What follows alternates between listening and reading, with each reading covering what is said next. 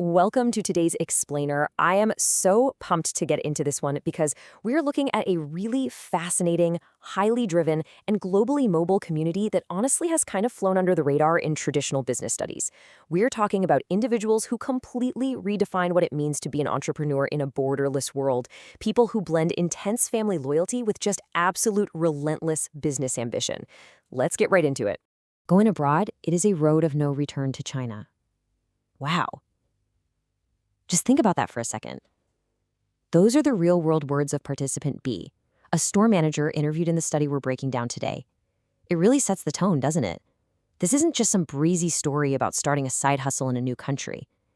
That quote establishes the incredibly high personal stakes, the massive sacrifices, and the harsh, complex realities these entrepreneurs face every single day. All right, here's our roadmap for today.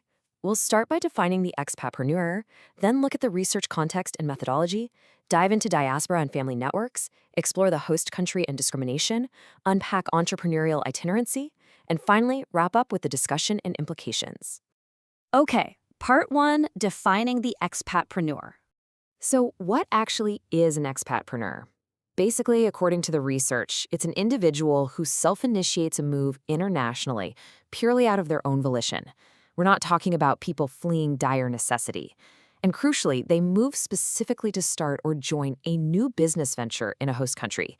They aren't being transferred by some massive multinational corporation on a cushy expat package. Nope, they are driven entirely by their own agency and the hunt for fresh business opportunities.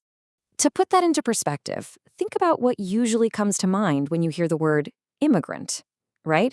We typically picture individuals looking to settle down forever, seeking permanent residence and ultimately local citizenship.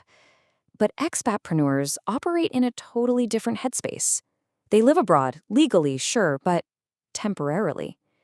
They maintain this transient mobility, meaning they don't really envision staying permanently in their host countries. Their true anchor isn't the new country itself, it's the business venture. Moving right along to Section 2, Research Context and Methodology. 15. That is a super important number for us today.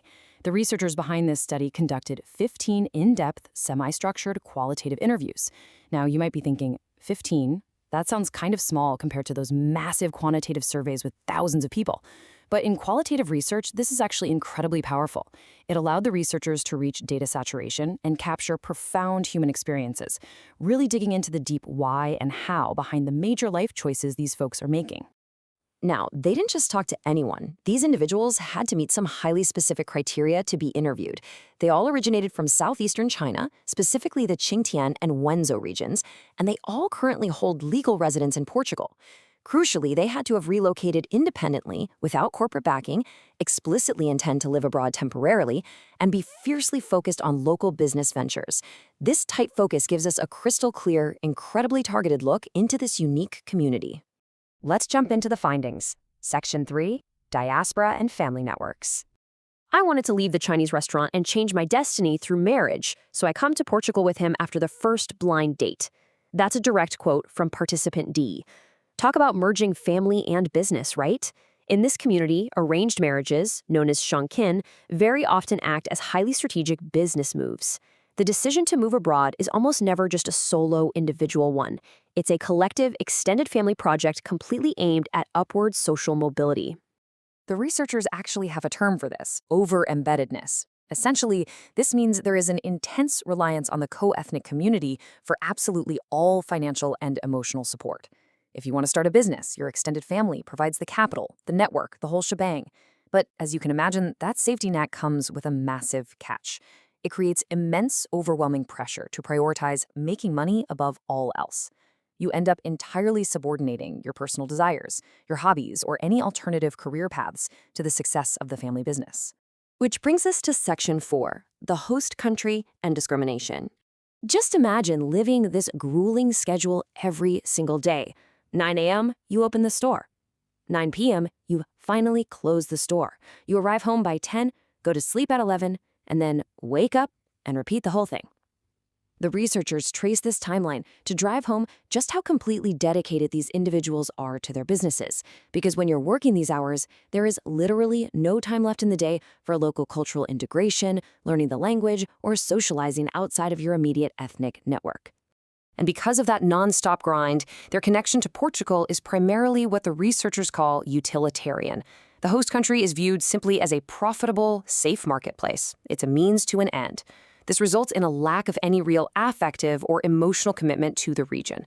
To deal with the barrier this creates, they often don't even learn Portuguese, instead relying heavily on local or Brazilian staff to handle the customer-facing issues, while the owners focus purely on the operational and financial survival of the store.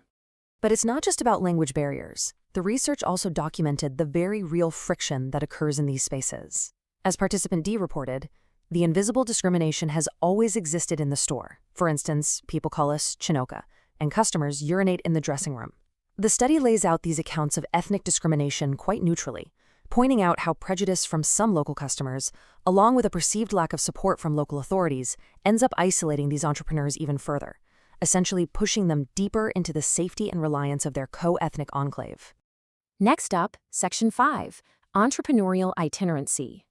Now, participant I really perfectly defines the specific mindset for us, stating, if we find a better business chance in another foreign country or China, we will relocate too. They view national borders not as permanent stops or destinations, but basically as fluid business hurdles. If market conditions shift or if a relative finds a better retail opportunity in Spain or Hungary or anywhere else, they will literally pack up and move again. Their ultimate loyalty is to the entrepreneurial opportunity itself, not the geography. Sure, that kind of constant movement might sound like an adventure to some, but the data really humanizes this transient lifestyle by revealing some severe hidden costs. First, there's the incredibly painful separation from family members left back in China, meaning they miss out on critical life events. Then there is this deep-seated fear that they actually lack the appropriate modern skills to ever compete in the rapidly advancing market back home in China. This forces them to accept that going abroad truly is a road of no return. Yet, through all of this, many, especially the younger generation, actually end up developing a unique hybrid international identity, carefully blending the parts of their Chinese heritage and their European experiences that serve them best. Finally, Section 6, Discussion and Implications. So what does this all mean? The authors of the study outline some very clear policy takeaways.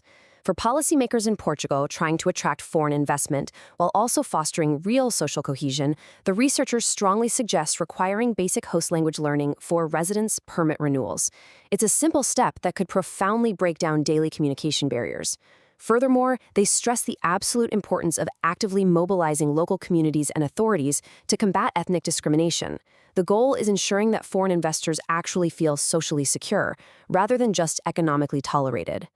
So it leaves us with this really fascinating question to chew on. As remote work expands and global markets integrate more and more every day, this study kind of holds up a mirror for all of us. In a truly borderless global economy, are we all destined to become entrepreneurial itinerants?